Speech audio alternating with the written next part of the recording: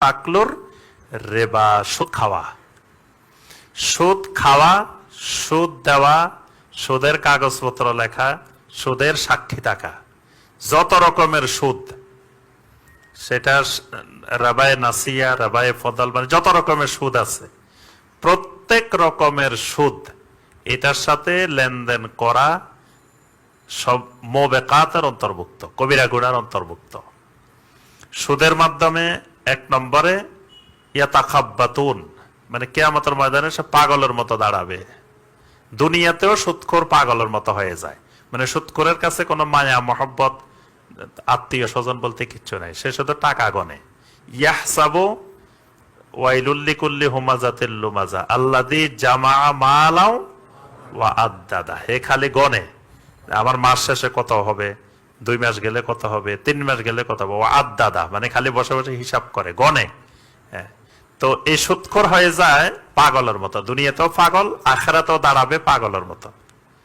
2 নম্বরে সুদখোর মনে করে ব্যবসা বাণিজ্য আর সুদ একই রকম।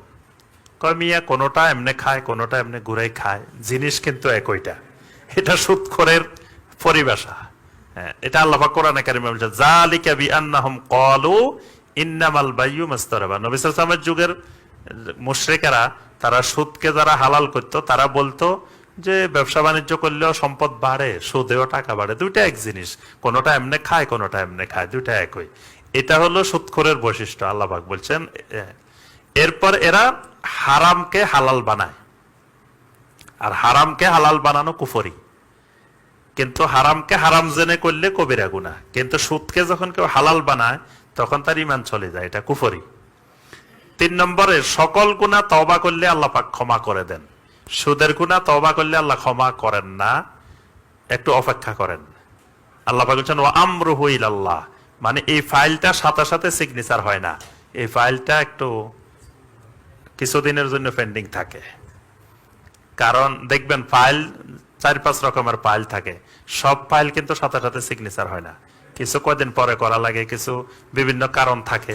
তো এই ফাইলটা সিগনেচার হবে না, এই জন্য যে সুদখোর তওবা করলে আল্লাহ পাক দেখবেন কিরকম তওবাটা করছে, সে কি আসলে সুদখোরদের সুদের টাকাটা ফেরত দিছে কিনা। এখন সে সুদ খেয়ে বাড়িঘর করে টাকা পয়সা বানায় আল্লাহর ঘরে চলে গেছে, যাই বাইতুল্লাহর গিলাপ ধরি ধরি কান্নাকাটি করতেছে, আল্লাহ ক্ষমা করবেন না। ওয়া আমরুহু ইলাল্লাহ, ফাইলটা আল্লাহ রেখে দিবেন। সে দেশে আসি, সে যতজনের সুদ খাইছিল এইগুলো সব ফেরত দিছে কিনা। এটা যদি করে যথাযথ তাওবায়ে নসুহা হয় তাহলে আল্লাহ ক্ষমা করে দিবেন, আর যদি যথাযথ তাওবায়ে নসুহা না হয় তাহলে আল্লাহ পাক ক্ষমা করবেন না।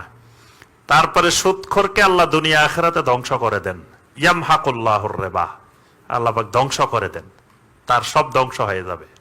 এজন্য সুদখোরের এই সম্পদ স্থায়ী হয় না, এক সময় এগুলা ধ্বংস হয়ে যায়। তারপরে আপনার সুদখোরকে আল্লাহ পাক কাফফার বলছেন, আসিম বলছেন।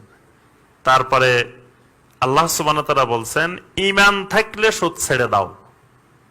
ঈমান থাকলে সুদ ছেড়ে দাও মানে সুদের সাথে ঈমানের সম্পর্ক আছে।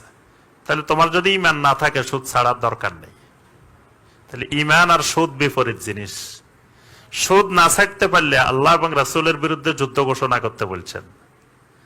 তারপরে সুদ যে এলাকায় প্রচলন হয় আল্লাহর আযাবের জন্য ওই জনপদ হালাল হয়ে যায়।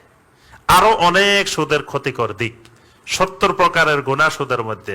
আইসারুহা আইয়ান কেহার রাজুল উম্মাহ, সবচেয়ে সহজ মানে সবচেয়ে কম গুনাহ যেটা, সেটা হলো আপন মাকে বিবাহ করার মতো গুনাহ।